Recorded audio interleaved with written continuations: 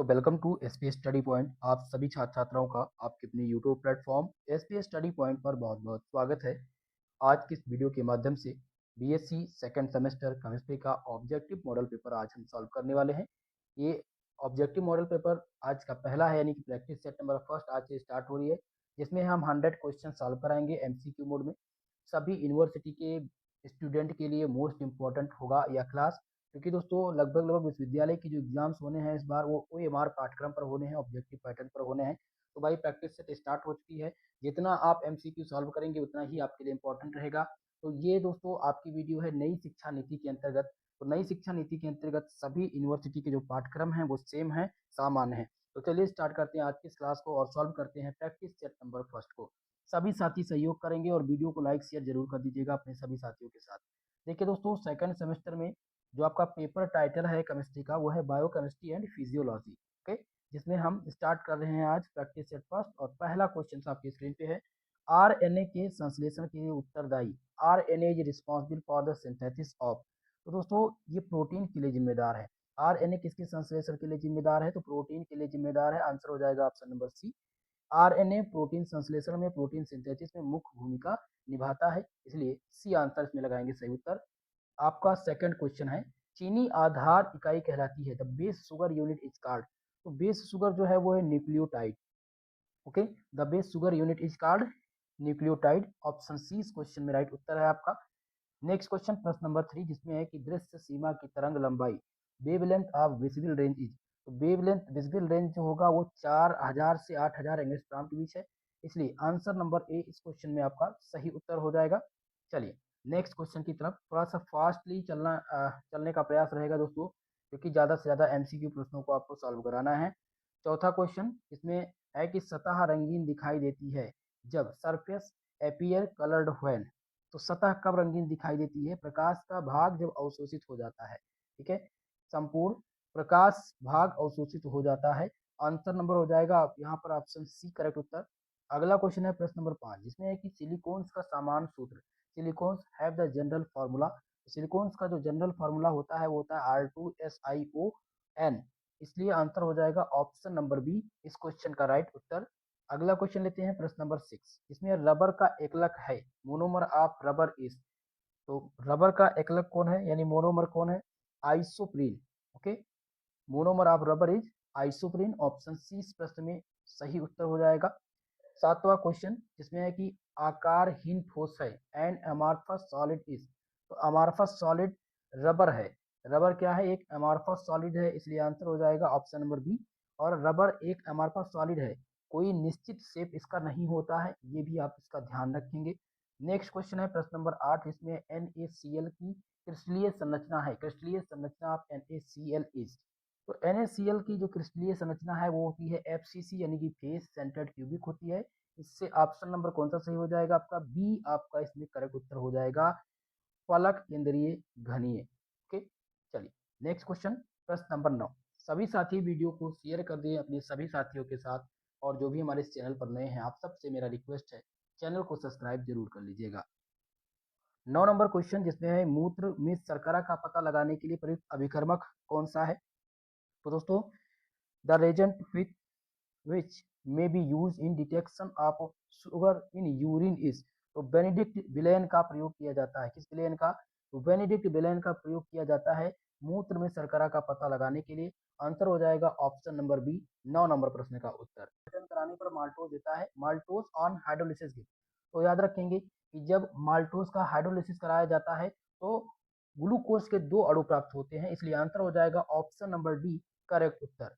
अगला क्वेश्चन है प्रश्न नंबर 11, जिसमें जल अपघटन कराने पर प्रोटीन देता है ऑन हाइड्रोलिसिस। जल अपघटन मतलब H2O के साथ क्रिया कराई जाएगी। जब प्रोटीन का H2O के साथ क्रिया कराया जाएगा तो क्या प्राप्त होता है, क्या देता है? तो ये अमीनो अम्ल देता है। जल अपघटन कराने पर प्रोटीन क्या देता है? अमीनो अम्ल देता है। आंसर हो जाएगा ऑप्शन नंबर बी। अगला क्वेश्चन प्रश्न नंबर 12, जिसमें प्रोटीन्स है। प्रोटीन्स क्या है? एक प्रकार के पॉलीएमाइड्स हैं। क्या है दोस्तों? पॉलीएमाइड्स। ऑप्शन नंबर सी इस क्वेश्चन का करेक्ट उत्तर हो जाएगा। प्रोटीन में अमीनो एसिड आपस में पेप्टाइड बंध से जुड़े होते हैं, इसलिए ये पॉलीएमाइड की कैटेगरी में आते हैं। ओके, आंसर सी लगा देंगे सही उत्तर। प्रश्न नंबर 13 जिसमें है कि एंटीबायोटिक को वर्गीकृत कर सकते हैं। एंटीबायोटिक कैन बी क्लासिफाइड, किस प्रकार से हम इसको क्लासिफाइड कर सकते हैं?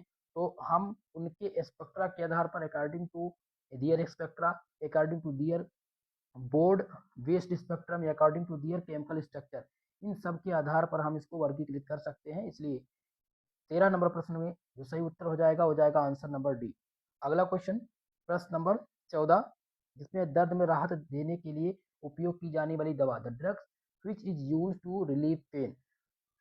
तो दर्द में राहत देने वाली जो दवा है वो एनाल्जेसिक एजेंट है। एनाल्जेसिक इसमें सही उत्तर हो जाएगा ऑप्शन नंबर सी राइट उत्तर है दोस्तों। नेक्स्ट क्वेश्चन 15 नंबर प्रश्न जिसमें है कि बार बार संयोजन से पॉलीथीन बनता है। Polythene is formed by repeated combination of, तो एथिलीन के रिपीटेड बार बार संयोजन से पॉलीथीन का निर्माण होता है। तो कौन सा आंसर सही हो जाएगा? ऑप्शन नंबर आपका इसमें सही हो जाएगा एथिलीन, ऑप्शन नंबर ए इथिलीन है, ये आपका सही उत्तर होगा।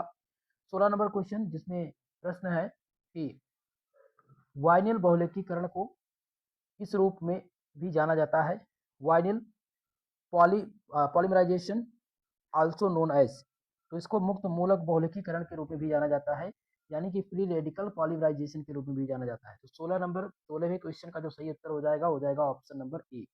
अगला क्वेश्चन लेते हैं प्रश्न नंबर 17 नंबर क्वेश्चन जिसमें है कि कॉन्टेक्स लेंस बनाने के लिए पॉलीमर का उपयोग होता है, which polymer is use to making the contact lens. तो कॉन्टेक्ट लेंस बनाने के लिए सिलिकॉन पॉलीमर का यूज किया जाता है, इसलिए आंसर हो जाएगा इसमें ऑप्शन नंबर ए सही उत्तर। दोस्तों कॉन्टेक्ट लेंस में सिलिकॉन पॉलीमरेज यूज होते हैं क्योंकि ये फिक्सिबल होते हैं।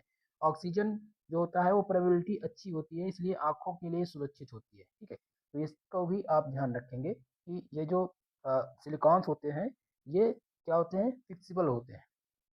अगला क्वेश्चन प्रश्न नंबर 18 जिसमें है सिलिकॉन्स अक्रिय हैं। सिलिकॉन्स अक्रिय होते हैं ये पूछा गया है। पहला ऑप्शन ए जिसमें दुर्बल अम्ल के लिए, दुर्बल क्षार के लिए, लवणीय अम्ल या लवणीय विलयन के लिए, तो इसमें सही उत्तर हो जाएगा उपयुक्त सभी, ऑल ऑफ एबव, आंसर हो जाएगा ऑप्शन नंबर डी।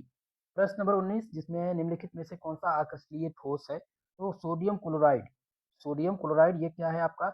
ये आकृष्टीय ठोस है, ऑप्शन नंबर सी करेक्ट हो जाएगा NaCl।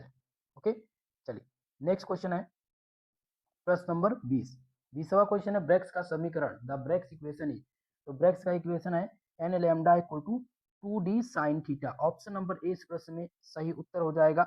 और यह इक्वेशन एक्सरे डिफ्रैक्शन में क्रिस्टल स्ट्रक्चर निकालने के लिए भी यूज किया जाता है, यानी ब्रेक्स का इक्वेशन का प्रयोग हम एक्सरे डिफ्रैक्शन में क्रिस्टल स्ट्रक्चर के निकालने के लिए भी करते हैं। नेक्स्ट क्वेश्चन है प्रश्न नंबर 21 जिसमें एंटीबायोटिक शब्द की उत्पत्ति हुई थी। तो एंटीबायोटिक शब्द की जो उत्पत्ति हुई थी वो एंटीबायोसिस से हुई थी, ऑप्शन हो जाएगा बी करेक्ट उत्तर इसमें। एंटीबायोसिस का मतलब होता है एक जीव द्वारा दूसरे जीव का नाश करना, इसे एंटीबायोटिक शब्द बना था। ठीक, आंसर हो जाएगा ऑप्शन नंबर बी। अगला क्वेश्चन प्रश्न नंबर 22 जिसमें है कि सल्फोनाइड्स का उपयोग करते हैं, सल्फोनाइड्स आर यूज एज, तो इसका उपयोग किया जाता है एंटीबैक्टीरियल के रूप में, एंटी फंगल के रूप में, एंटी माइक्रोबियल के रूप में, इन सब के रूप में किया जाता है, इसलिए हम आंसर बी लगाएंगे सही उत्तर। 22 नंबर प्रश्न का सही उत्तर है ऑप्शन नंबर डी। अगला क्वेश्चन है प्रश्न नंबर 23 इसमें एंटीबायोटिक में शामिल है, पहला ऑप्शन ए जिसमें पेनिसिलिन, बी ऑप्शन है टेट्रासाइक्लिन, सी है बोथ ए एंड सी, तो इसमें सही उत्तर हो जाएगा both A and C. Antibiotic में पेनिसिलिन और टेट्रासाइक्लिन ये दोनों शामिल हैं और ये दोनों क्या है, एंटीबॉडीज है। ओके, आंसर नंबर सी इसमें ऑप्शन सी सही उत्तर हो जाएगा। प्रश्न नंबर 24 और इसमें पूछा गया है कि साइटोसिन एवं गुआनिन के मध्य हाइड्रोजन बंध की संख्या है, the number of hydrogen bond between the cytosine and guanine, तो इसके बीच में जो हाइड्रोजन बंध की संख्या है वो 3 है, इसलिए आंसर हो जाएगा option number C. DNA base pair में एटी में 2 बॉन्ड होते हैं और जीसी में 3 हाइड्रोजन बॉन्ड होते हैं। ठीक है, तो गुआनिन और साइटोसिन में कितने होते हैं, 3 हाइड्रोजन बॉन्ड, और एडानिन और साइटोसिन में कितने होते हैं, 2 बॉन्ड होते हैं। चलिए अगला क्वेश्चन है 25 नंबर प्रश्न जिसमें है कि डीएनए में दोहरी पेचदार संरचना जुड़ी है, double helical structure in DNA is linked by, तो ये हाइड्रोजन बॉन्ड से लिंक है, इससे लिंक है हाइड्रोजन बॉन्ड से। डीएनए के दो स्टैंड नाइट्रोजन बेस के बीच में हाइड्रोजन बॉन्ड से जुड़े होते हैं, इस बात का भी विशेषकर आप ध्यान रखेंगे। तो पूछा गया था कि double helical structure in DNA is linked by, तो हाइड्रोजन बॉन्ड से ये लिंक होते हैं। अगला क्वेश्चन है प्रश्न नंबर आपका 26, जिसमें है कि इयोक्सिन इयोसिन प्राप्त होता है, इयोसिन इज ऑब्टेन्ड फ्रॉम, तो इयोसिन जो प्राप्त होता है वो फ्लोरेसिन के ब्रोमीकरण से प्राप्त होता है। आंसर हो जाएगा ऑप्शन नंबर ए करेक्ट उत्तर, क्योंकि इयोसिन एक प्रकार का डाई है जो फ्लोरोसिन और ब्रोमिनेशन से बनता है। अगला क्वेश्चन है प्रश्न नंबर 27, जिसमें प्रोटीन की कौन सी संरचना सबसे अधिक अस्थायी होती है, which structure of protein is highly stable, तो सबसे स्टेबल जो संरचना होती है प्रोटीन की वो प्राथमिक होती है, primary structure. Option number C right उत्तर हो जाएगा। प्राइमरी स्ट्रक्चर पेप्टाइड बॉन्ड से बनी होती है जो सबसे मजबूत स्टेबल होती है। ओके, आंसर लगाएंगे 27 नंबर में ऑप्शन नंबर सी। अगला क्वेश्चन है दोस्तों एजोडाई, क्या पूछा गया है, एजोडाई होता है, एजोडाई कंटेन, तो एजोडाई क्या कंटेन करता है, ये कंटेन करता है एन डबल बॉन्ड एन को। ऑप्शन नंबर ए इस प्रश्न का राइट उत्तर हो जाएगा, कई बार एग्जाम में पूछे जा चुके हैं, ठीक है, तो इस बात का विशेषकर आप सब ध्यान रखेंगे। चलिए मेरे भाई अगले प्रश्न की तरफ, प्रश्न नंबर 29, जिसमें है कि एंजाइम की सक्रियता निर्भर करती है, enzyme activity depends upon, enzyme की जो सक्रियता है ये एंजाइम की सांद्रता यानी concentration of enzyme, concentration of separate, pH of solution, इन सब पर ये निर्भर करती है, इसलिए हो जाएगा ऑप्शन नंबर डी 29 नंबर का सही उत्तर। अगला क्वेश्चन है प्रश्न नंबर 30, प्रोटीन को गर्म करने का परिणाम होता है, जब प्रोटीन को गर्म किया जाता है तो इसका क्या परिणाम होता है, हीटिंग ऑफ प्रोटीन रिजल्ट, तो प्रोटीन को जब हम हीट करते हैं तो इसका डीनेचुरेशन होता है, प्रोटीन का क्या हो जाता है, विकृतीकरण हो जाता है यानी डीनेचुरेशन हो जाता है। आंसर हो जाएगा इसमें आंसर नंबर बी राइट उत्तर। क्लियर है, चलिए आगे बढ़ते हैं नेक्स्ट क्वेश्चन की तरफ। प्रश्न नंबर 31, जिसमें पूछा गया प्रश्न कि सभी शर्कराओं में सबसे मीठा होता है, स्वीटेस्ट ऑफ ऑल शुगर, तो सबसे मीठी जो शर्करा है वो फ्रक्टोज है, याद रखेंगे दोस्तों, फ्रक्टोज क्या है, सबसे मीठी शर्करा जो होती है वो फ्रक्टोज होती है। ओके, आंसर हो जाएगा ऑप्शन नंबर बी। अगला क्वेश्चन है प्रश्न नंबर 32, जिसमें सुक्रोज में ग्लाइकोसिडिक बंध यानी ग्लाइकोसिडिक बंध इन सुक्रोज, तो सुक्रोज में ग्लाइकोसिडिक जो बंध है वो क्या है, अल्फा 1 2, ऑप्शन नंबर ए इस प्रश्न का सही उत्तर हो जाएगा। नेक्स्ट क्वेश्चन है प्रश्न नंबर 33, जिसमें है कि निम्नलिखित में से कौन एजोडाई का उदाहरण है, which of the following is an example of azo dye, तो एजोडाई का जो एग्जाम्पल है वो है मिथाइल ऑरेंज, मिथाइल ऑरेंज ये एक प्रकार का एजोडाई है जो एजो ग्रुप में कंटेन करता है। तो 33 नंबर में ऑप्शन नंबर डी सही उत्तर हो जाएगा। 34 क्वेश्चन है कि टेफ्लॉन उदाहरण है, Teflon is an example of, तो टेफ्लॉन जो उदाहरण है ये किसका उदाहरण है, ये उदाहरण है दोस्तों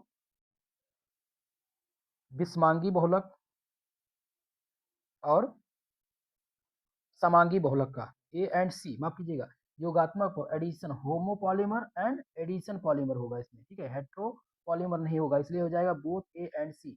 जब भी आपसे पूछा जाए कि टेफ्लॉन उदाहरण किसका है तो आप बताएंगे समांगी बहुलक और योगात्मक बहुलक का ये उदाहरण है, इसलिए हम लगा रहे हैं option A and B, A and C दोनों। अगला क्वेश्चन है प्रश्न नंबर 35, जिसमें बहुलक क्षरण किसके कारण होता है, तो ऊष्मा के कारण, प्रकाश के कारण, रसायन के कारण या उपयुक्त सभी, तो बहुलक जो क्षरण होता है polymer de degeneration is due to ऊष्मा के कारण, प्रकाश के कारण और रसायन के कारण, इन सब के कारण होगा। आंसर हो जाएगा option number D. Next question प्रश्न नंबर 36, जिसमें है कि प्राकृतिक बहुलक का चयन कीजिए, सेलेक्ट द नेचुरल पॉलीमर, तो इनमें से नेचुरल पॉलीमर कौन है, स्टार्च, स्टार्च क्या है, ये नेचुरल पॉलीमर है, सेलुलोज भी नेचुरल पॉलीमर है, प्रोटीन भी नेचुरल पॉलीमर, ये तीनों एक प्रकार के नेचुरल पॉलीमर हैं, इसलिए आंसर हो जाएगा ऑप्शन नंबर डी इस क्वेश्चन का राइट उत्तर। 37 नंबर प्रश्न, जिसमें है क्वेश्चन नाइलॉन, पॉलिएस्टर, सिल्क एवं सेलुलोज उदाहरण है, ये किसके उदाहरण हैं, ये फाइबर्स के उदाहरण हैं, नाइलॉन, पॉलिएस्टर, सिल्क और सेलुलोज ये किसके उदाहरण है दोस्तों, तो ये उदाहरण है रेसे यानी कि फाइबर्स के, ये सभी फाइबर कैटेगरी के अंतर्गत आते हैं। ये आंसर हो जाएगा 37 नंबर क्वेश्चन का ऑप्शन नंबर ए राइट उत्तर। अगला क्वेश्चन है प्रश्न नंबर 38, जिसमें है कि अकार्बनिक बहुलक के अणुभार निर्धारण के लिए कितनी विधियों का उपयोग किया जाता है, how many methods are use to determine molecular weight of organic polymer, तो इनमें आंसर हो जाएगा आपका ऑप्शन नंबर 3, यानी कि आकर्मक बहुलक के अणुभार निर्धारण के लिए 3 विधियों का उपयोग किया जाता है, जिसमें पहली विधि आपकी है ऑस्मोटिक प्रेशर, दूसरा है लाइट स्केटिंग और तीसरा है विस्कोसिटी मेथड। ये 3 प्रकार की विधियां हैं जिसमें हम आकर्मक बहुलकों के अणुभार को निर्धारण करने में ज्ञात करते हैं। अगला क्वेश्चन है प्रश्न नंबर 39, जिसमें है HIV एड्स के इलाज के लिए किसका उपयोग किया जाता है? Which one is use to treatment of HIV AIDS. तो HIV एड्स के ट्रीटमेंट में उपयोग किया जाता है AZT, किसका? AZT, जिसका नाम है जूडोवोडेन। अगर जूडोवोडेन ऑप्शन में रहेगा तो जूडोवोडेन लगाएंगे, अगर AZT है तो आप AZT को लगाएंगे। एक प्रकार का एंटीवायरल ड्रग है, ठीक है। चलिए नेक्स्ट क्वेश्चन प्रश्न नंबर 40, जिसमें है कि किसके इलाज में पैरासीटामॉल का प्रयोग किया जाता है? Paracetamol is use to treat. तो पैरासीटामॉल का आमतौर पर उपयोग हम बुखार में करते हैं, सूजन में करते हैं, दर्द में करते हैं, इसलिए आंसर करेंगे ऑप्शन नंबर डी सही उत्तर। प्रश्न नंबर 41, और इसमें पूछा गया डाइजेपाम है, डाइजेपाम है। तो पहला ऑप्शन ए जिसमें दिया गया 2R4S5S, या ऑप्शन नंबर बी है ZAZT यानी जूडोडिन। तो ये होगा नहीं इसमें, ये नींद वाला स्लीपर इंडक्टर है, ये नींद वाला डाइजेपाम क्या है? ये नींद की दवा है। ऑप्शन नंबर सी इस प्रश्न में सही उत्तर है। अगला क्वेश्चन 42, जिसमें है कि दवा की बनावट आधारित है, drug design is based on. तो दवा की जो बनावट है ये जैविक यौगिकों के प्रभाव पर प्रतिक्रिया करने के तरीके, उस तरीके पर जिससे दवा संशोधित होती है, इन सब पर ये आधारित है, इसलिए आंसर हो जाएगा ऑप्शन नंबर डी करेक्ट उत्तर। अगला क्वेश्चन प्रश्न नंबर 43, जिसमें है कि ब्रेग्स समीकरण, ब्रेग्स का समीकरण दिया गया है n lambda equal to 2d sine theta में n किसका प्रतिनिधित्व करता है? तो n जो प्रतिनिधित्व करता है ये क्या प्रतिनिधित्व करता है? ये परावर्तन का क्रम, ऑर्डर ऑफ रिफ्लेक्शन को कवर करता है, ठीक है। यहाँ पर आंसर हो जाएगा ऑप्शन नंबर ए, परावर्तन के क्रय, ऑर्डर ऑफ रिफ्लेक्शन को प्रतिनिधित्व करता है n ब्रेग्स के इक्वेशन में, इसलिए 43 प्रश्न में आपका हो जाएगा ऑप्शन ए करेक्ट उत्तर।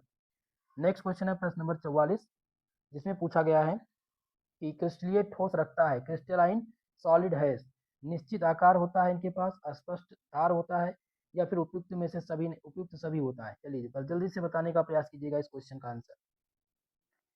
इस प्रश्न में आपका सही उत्तर है उपयुक्त सभी। क्रिस्टलीय ठोस रखता है, निश्चित आकार, अस्पष्ट धार यानी शेर पेज, समतल फलक, ये सभी रखता है, इसलिए लगाएंगे आंसर नंबर डी पर सही उत्तर। प्रश्न नंबर 45, जिसमें है कि हृदय संबंधी दवाओं का सीधा प्रभाव होता है। तो हृदय संबंधी दवाओं का जो सीधा प्रभाव होता है वो सीधा दिल पर होता है, कहाँ पर होता है? हार्ट पर होता है। आंसर हो जाएगा ऑप्शन नंबर बी।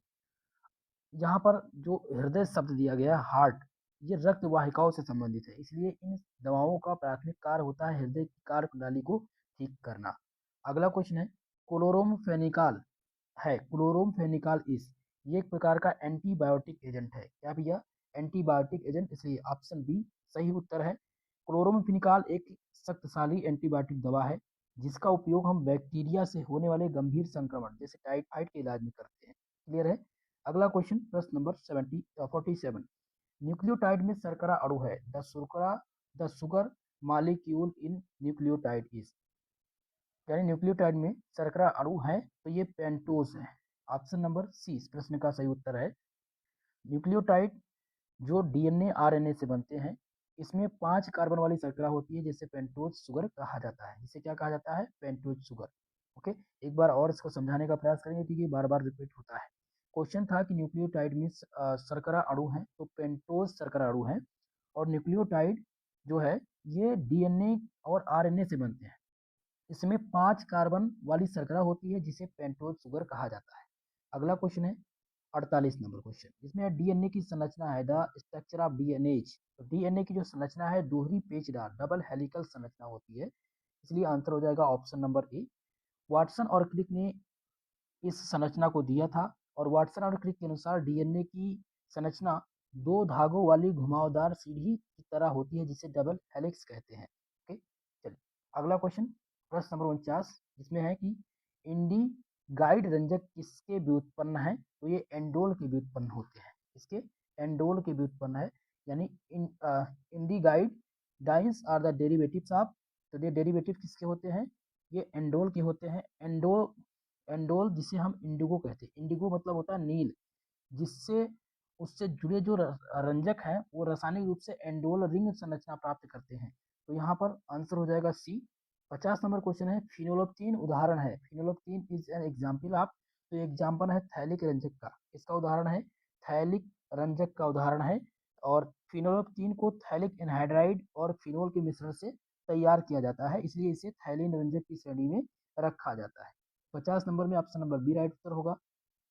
प्रश्न नंबर 51, जिसमें क्वेश्चन है कि ग्लाइसिन गर्म करने पर बनता है। ऑन हीटिंग ग्लाइसिन फॉर्म, जब हम ग्लाइसिन को गर्म करते हैं तो हमें क्या प्राप्त होता है? तो जब ग्लाइसिन को गर्म करेंगे दोस्तों तो डाई कीटो पिपराजिन प्राप्त होगा।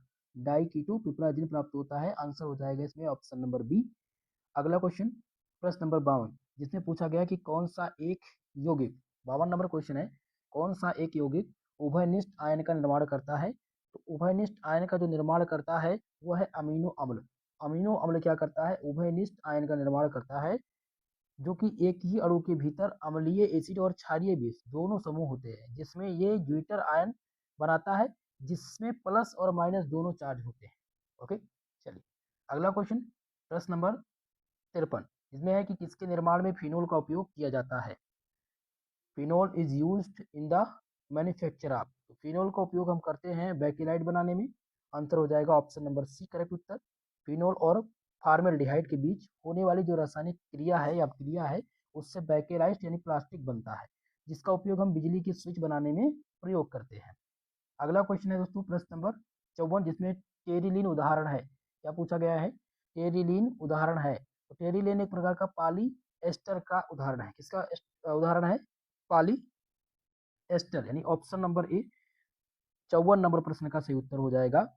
टेरिलीन या डेक्रान एक ऐसा पॉलीमर है जिसमें एस्टर लिंकेज होते हैं, इसीलिए इसे पॉली एस्टर की श्रेणी में रखा जाता है।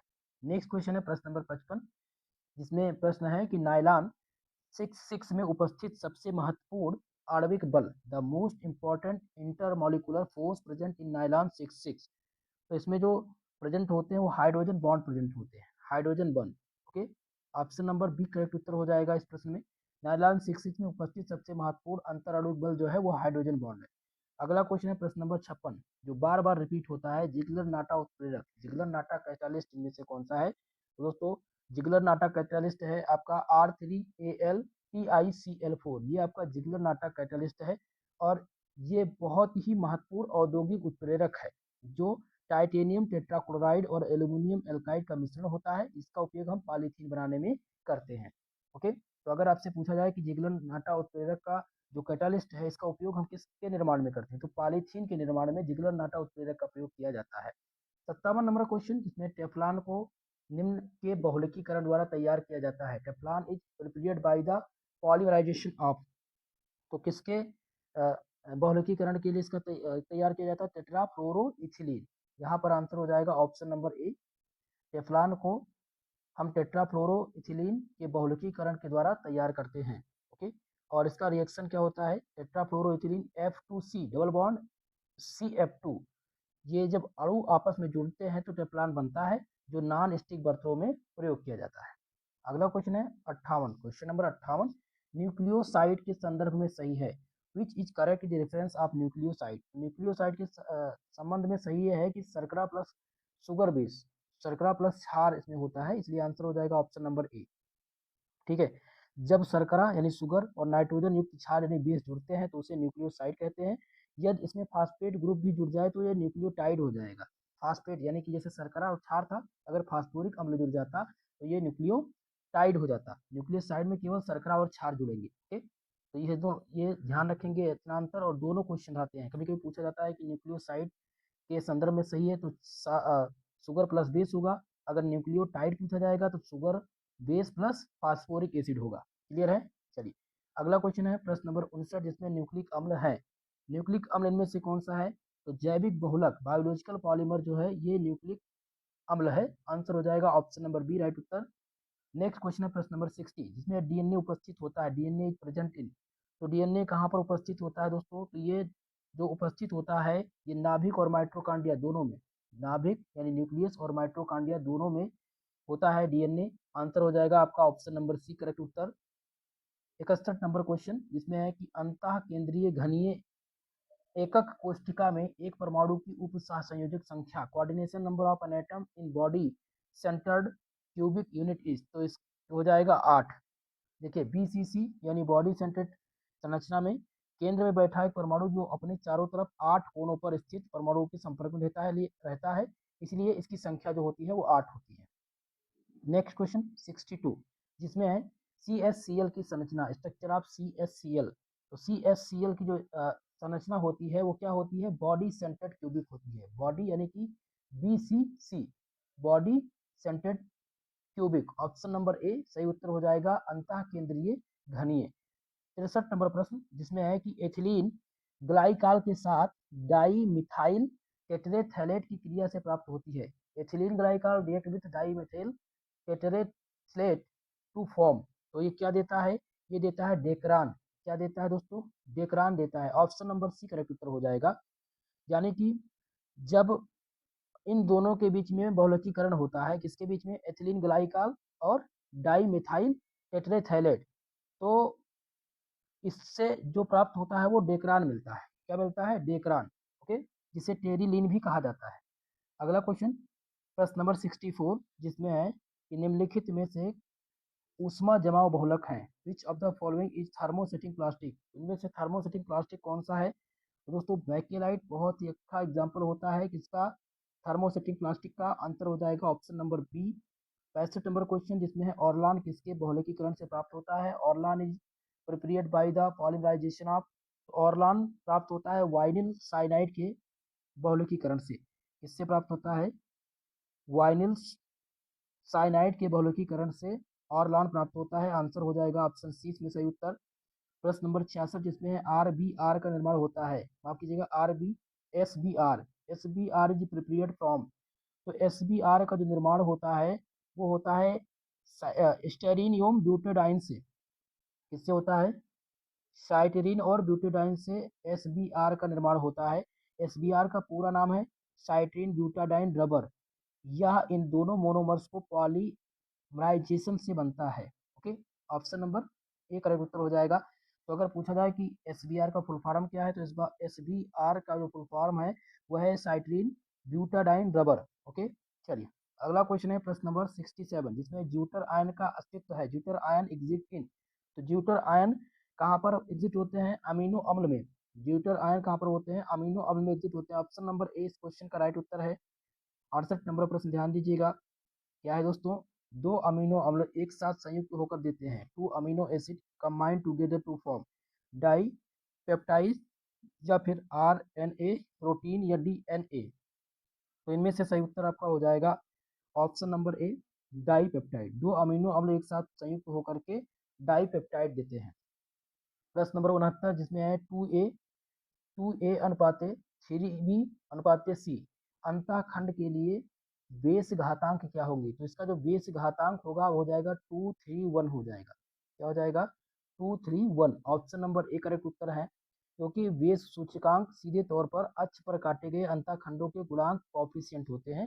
यहाँ पर ए का गुणांक जो है वो 2 है, और बी का है 3, और सी का 1 है, इसलिए इसका उत्तर हो जाएगा 2 3 1। ओके, चलिए अगला क्वेश्चन है फ्रक्टोज है। चलिए बहुत ही आसान सा क्वेश्चन आ चुका है आपकी स्क्रीन पे। फ्रक्टोज है, फ्रक्टोज क्या है, एक प्रकार का कीटोहेक्सोसेस। क्या है, कीटोहेक्सोसेस। ऑप्शन नंबर 20 क्वेश्चन में राइट उत्तर है। और इसलिए है ये कीटोहेक्सोसेस क्योंकि फ्रक्टोज में 6 कार्बन परमाणु होते हैं, और इसमें कीटोन क्रियात्मक समूह होता है, इसलिए इसको कीटोहेक्सास कहते हैं। ओके, चलिए अगला क्वेश्चन है प्रश्न नंबर 72, जिसमें सेलुलोज निम्नलिखित का बहुलक है। Cellulose is a polymer of, तो सेलुलोज किसका बहुलक है, तो ये बहुलक है D प्लस ग्लूकोज और D प्लस ग्लूकोज का। सेलुलोज किसका बहुलक है, D प्लस ग्लूकोज और D प्लस ग्लूकोज का। आंसर हो जाएगा option number C. Question number है 73, जिसमें एल्डोहेक्सोस के कितने समावयवी संभव है। How many isomer of aldohexoses are possible. तो एल्डोहेक्सोस के 16 आइसोमर संभव है। आंसर हो जाएगा ऑप्शन नंबर डी सही उत्तर। 74 क्वेश्चन है कि पशु बहुशर्करा है, एनिमल पॉलीसेकेराइड इज। तो एनिमल पॉलीसेकेराइड कौन सी है, ग्लाइकोजन। ग्लाइकोजन क्या है, ये पशु बहुशर्करा है, एनिमल पॉलीसेकेराइड है। आंसर हो जाएगा ऑप्शन नंबर बी राइट उत्तर। प्रश्न नंबर 75, जिसमें क्वेश्चन है कि सामान्य मेज पर रखी जाने वाली चीनी, कॉमन टेबल शुगर। तो कॉमन टेबल शुगर कौन सी है? तो सुक्रोज को टेबल शुगर के नाम से भी जानते हैं, याद रखेंगे। सुक्रोज को टेबल शुगर के नाम से जाना जाता है, कैन शुगर के नाम से भी इसको जानते हैं। ठीक है, तो घर में इस्तेमाल होने वाली जो साधारण चीनी होती है उसको सुक्रोज कहते हैं, जो ग्लूकोज और फ्रक्टोज से मिलकर के बनी होती है। और ग्लूकोज को ब्लड शुगर के नाम से जानते हैं, इसको हम ब्लड शुगर के नाम से भी जानते हैं। ओके, माल्टोज को किस नाम से जानते हैं? तो इसको मिल्क शुगर के नाम से जानते हैं। क्लियर है? और सबसे मीठी शर्करा जो होती है वो कौन सी होती है? फ्रक्टोज होती है।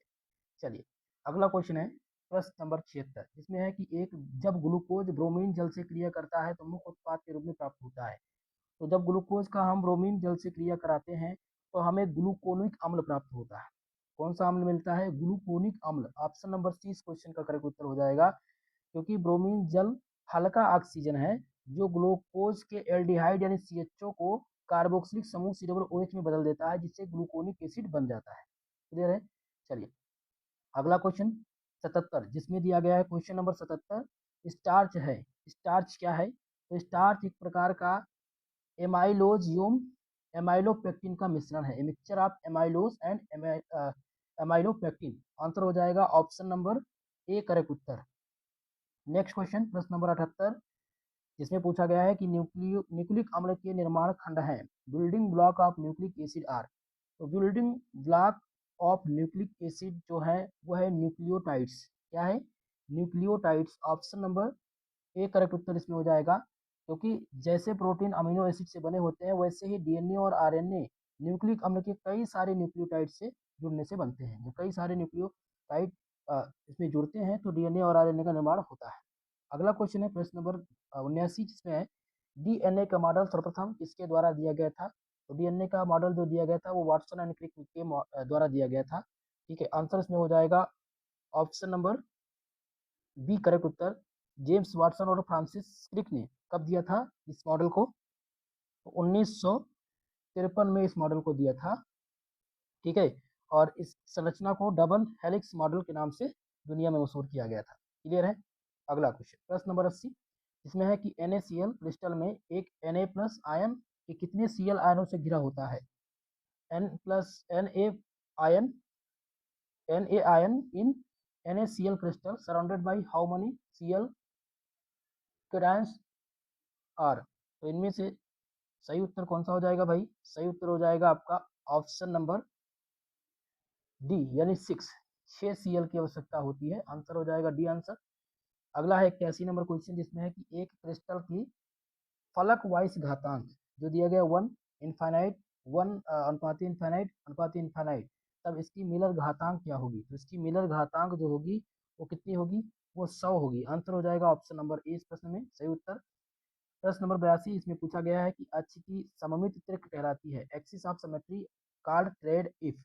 एक्सिस ऑफ सिमेट्री त्रिक जो कहलाती है वो क्या कहलाती है? वो मूल स्वरूप 3 बार दोहराया जाता है। The original appearance is repeated 3 times.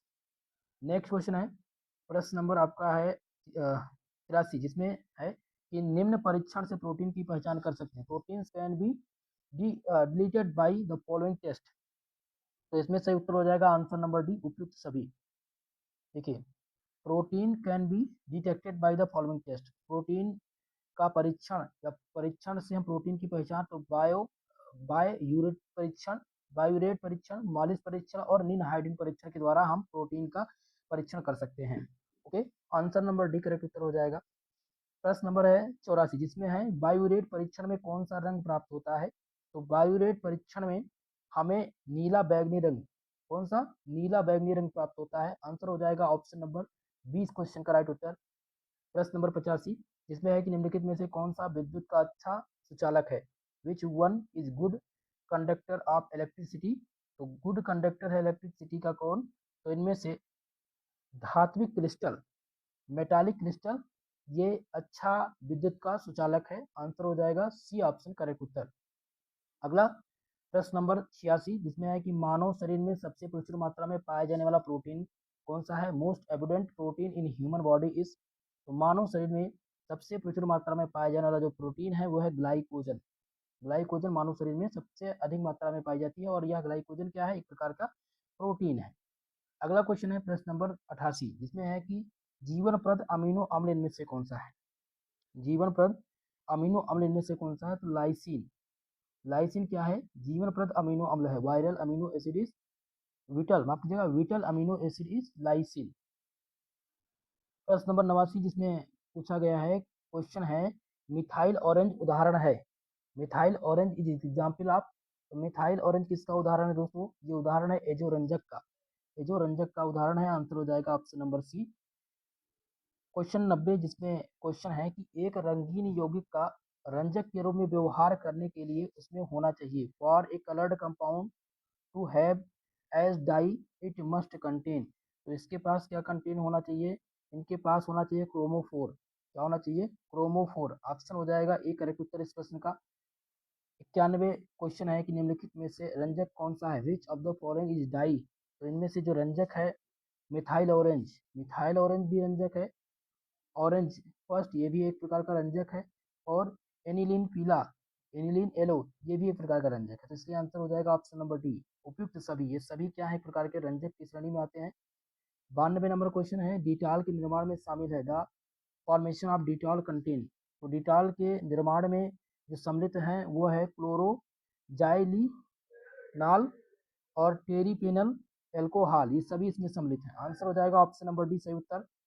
93 number प्रश्न है कि धनायन एवं ऋणायन के संयोग से किस प्रकार का क्रिस्टल बनता है? Which types of crystal is formed by the combination of cation and anion. तो आंसर हो जाएगा इसमें आपका ऑप्शन बी, यानी कि आयनिक आयन। आयनिक आयन यानी कि दोस्तों ध्यान रखेंगे, धनायन एवं ऋणायन के संयोग से आयनिक आयन बनता है, आयनिक क्रिस्टल बनता है। ठीक है, चलिए अगला क्वेश्चन है, प्रश्न नंबर 94 जिसमें पूछा गया है कि निम्नलिखित में से कौन सा सरलतम कार्बोहाइड्रेट है? Which of the following is the simplest carbohydrate. तो सिंपलेस्ट कार्बोहाइड्रेट जो है वो है ग्लिसरॉल्डिहाइड। ग्लिसरॉल्डिहाइड ये सबसे सिंपलेस्ट कार्बोहाइड्रेट है। आंसर हो जाएगा ऑप्शन नंबर ए।